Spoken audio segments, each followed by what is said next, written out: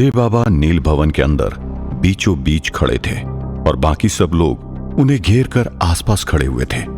बूढ़े बाबा कह रहे थे, शैतान के विरुद्ध हम कोई ठोस कदम उठाएं, उससे पहले हमें किसी तरह श्वेतांग यक्ष को उसके कब्जे से मुक्त करवाना होगा।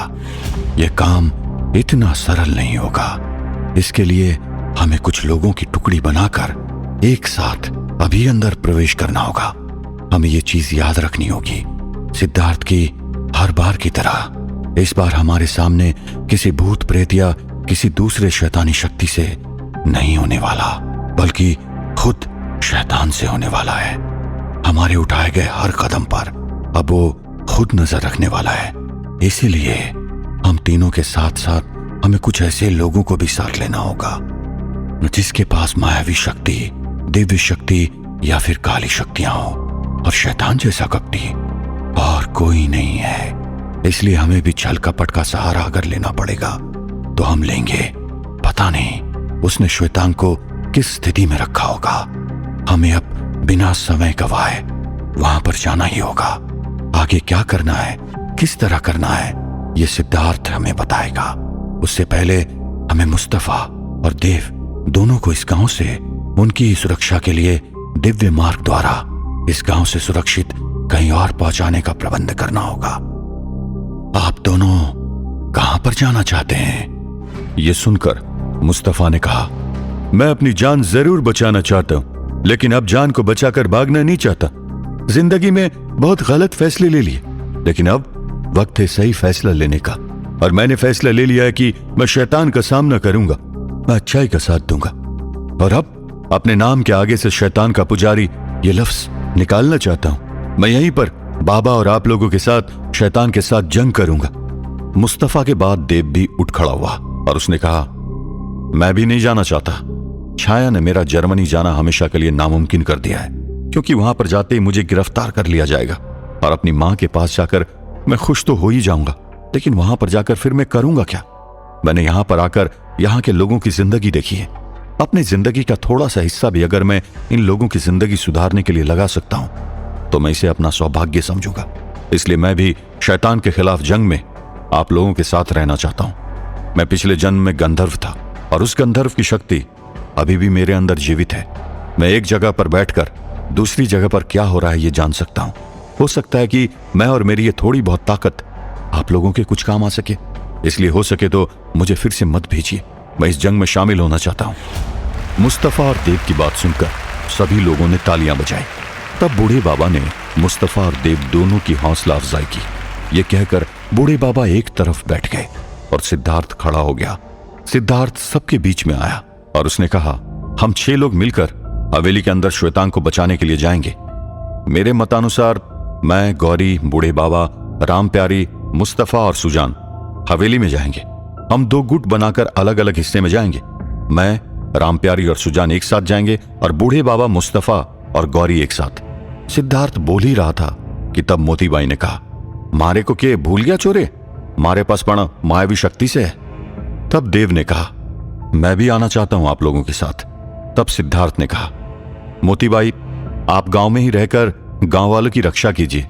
देव तुम पुलिस ऑफिसर थे, मेरे ख्याल से तुम इस गांव में रहकर गांव वालों की सुरक्षा का काम करोगे तो वो ज्यादा बेहतर रहेगा।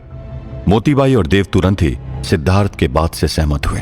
तब सिद्धार्थ ने अपनी चंद्रवीस तलवार हाथ में ली और सब लोगों को कहा, हवेली में कोई भी बिना किसी हथियार के नहीं जाएगा।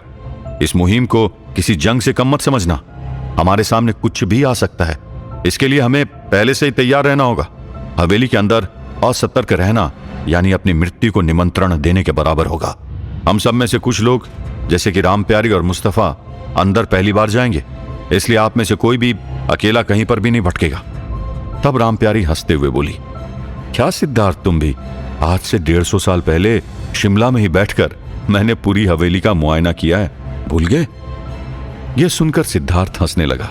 हंसते हुए सिद्धार्थ बोला, हाँ भूल गया था, लेकिन वहां पर बैठकर हवेली का मुआयना करना और हवेली के अंदर प्रत्यक्ष जाना ये 2 अलग अलग बातें होती है। यहां पर हवेली के अंदर पग पग पर खतरा है और आज रात को ही हम सब हवेली के अंदर प्रवेश करेंगे। अंदर जाने से पहले बूढ़े बाबा हम सब की कलाई पर रक्षा सूत्र बांधेंगे इसलिए आज रात से पहले सभी लोग अपने अपने हथियार चुन लो और अपनी अपनी शक्तियों को अच्छी तरह से तैयार कर लो।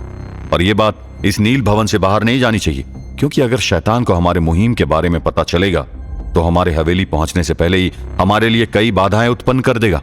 विश्वनाथ जी के दिव्य कवच के कारण हवेली के अंदर जो बातें हम कर रहे हैं वो शैतान या कोई भी दूसरी शैतानी शक्ति सुन नहीं सकती। आज रात को ठीक 12 बजे हम हवेली जाने के लिए रवाना होंगे। सभी लोगों ने इस बात में हामी भरी, लेकिन वहां पर उपस्थित सभी लोगों में एक सूरजमल भी था और उसके मन में यह बात किसी तरह शैतान तक पहुंचाने का ख्याल आ गया। अब इतने समय में सभी लोगों की नजरों से बचकर हवेली तक पहुंचना बहुत ही मुश्किल काम था, लेकिन उसे किसी भी तरह यह काम करना ही था। थोड़ी देर में सिद्धार्थ और बूढ़े बाबा का वक्तव्य पूरा हुआ और जो हवेली में जाने वाले थे उन लोगों को छोड़कर बाकी सब अपने अपने घर जाने रवाना हुए। यहां तक कि मोतीबाई के साथ देव भी उनके घर जाने के लिए निकला। मोतीबाई में देव को अपनी मां नजर आती थी और देव में मोतीबाई कहीं न कहीं मोहन को देखने की कोशिश करती थी। इन लोगों को गांव में आए हुए करीब 2 ही दिन हुए थे, लेकिन मोतीबाई और देव को एक दूसरे के लिए लगाव हो गया था। नील भवन से निकलकर सभी लोग अपने अपने घर जा रहे थे, लेकिन सूरजमल किसी न किसी तरह हवेली की ओर जाना चाहता था। लेकिन इतने सारे लोगों से बचकर वहां पर जाना करीब करीब नामुमकिन था, इसलिए उसने इंतजार किया। गांव के बाकी लोगों के साथ वो अपने घर चला गया और उस पल का इंतजार करने लगा जिस वक्त सभी लोग दोपहर का खाना खाकर थोड़ी देर के लिए सोने वाले थे। सूरजमल जी अपने घर चला गया और अपनी बेटी के साथ खाना खाकर अपनी बेटी को सुलाने की कोशिश करने लगा। थोड़ी देर के बाद उसकी बेटी की आंख लग गई और इसी का फायदा उठाते हुए सूरजमल चुपके से अपने घर के बाहर निकल गया और चोरी छुपे दबे पांव हवेली की तरफ जाने लगा। थोड़ी देर में वो हवेली जा पहुंचा। हवेली जाकर उसने हाथ जोड़कर शैतान को याद किया। शैतान उसके सामने प्रकट हुआ और उसने शैतान को नील भवन में जो जो बातें हुई वो सभी विस्तार से बता दी। शैतान ने उसकी सारी बात सुनी और उसने सूरजमल की पीठ जोरों से थपथपाई और फिर सूरजमल वहां से घर जाने के लिए निकल पड़ा। सूरजमल को पीठ में थोड़ी सी जलन होने लगी। शैतान ने सूरजमल की पीठ कितने जोरों से थपथपाई थी कि उसकी पीठ पर शैतान के हाथ का निशान बन गया था और इस बात की जानकारी उसे भी नहीं थी। जिस तरह वो दबे पांव हवेली गया था उसी तरह दबे पांव चोरी छुपे वो फिर से घर आ गया। घर पर आकर उसने देखा कि उसकी बेटी अभी भी सोई हुई थी। ये देखकर उसने चैन की सांस ली और चुपके से आकर उसके बाजू में लेट गया। एक बात जो उसे भी नहीं पता थी कि उसकी बेटी सोने का ढोंग कर रही थी और उसकी बेटी को पता था कि वो फिर से हवेली गया था, लेकिन पिछली बार की तरह इस तरह वो अपने पिता से पूछना नहीं चाहती थी। उस तरफ हवेली में छाया लाचार होकर पड़ी हुई थी।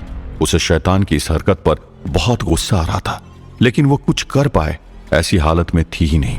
लेकिन छाया चुप बैठने वालों में से नहीं थी, क्योंकि उसे पता था अगर उसने जल्दी उसके पेट में पल रहे बच्चे को नहीं मारा तो वो खुद मर जाएगी। इसलिए वो अपने बच्चे को मारने के लिए अलग अलग तरीके सोचने लगी। यही सोचते सोचते छाया की नजर उस कमरे की खिड़की पर पड़ी। वो रेंगते हुए उस खिड़की तक पहुंची और खिड़की के ऊपर किसी तरह अपने आप को खींचा और वो उस खिड़की पर बैठ गई। उसके मन में ख्याल आया कि अगर वो इस खिड़की के ऊपर से नीचे कूद गई तो हो सकता था कि उसका बच्चा मर जाए।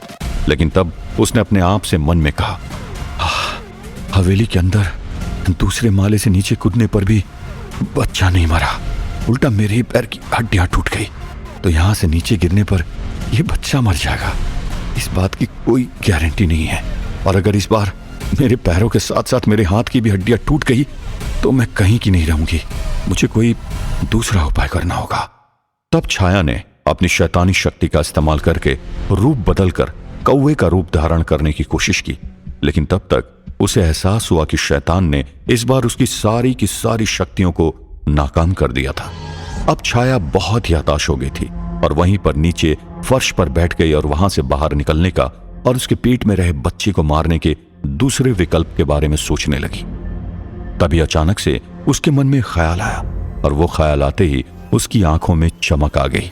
यह ख्याल आते ही उसने अपने आप से कहा, हाँ, अगर मैं जो सोच रही हूं वो करने में कामयाब हो गई तो मैं न सिर्फ यहां से निकलने में कामयाब हो जाऊंगी, बल्कि अपनी सारी खोई हुई शक्ति को मैं फिर से पा सकती हूं। आखिर छाया के मन में ऐसा कौन सा ख्याल आया था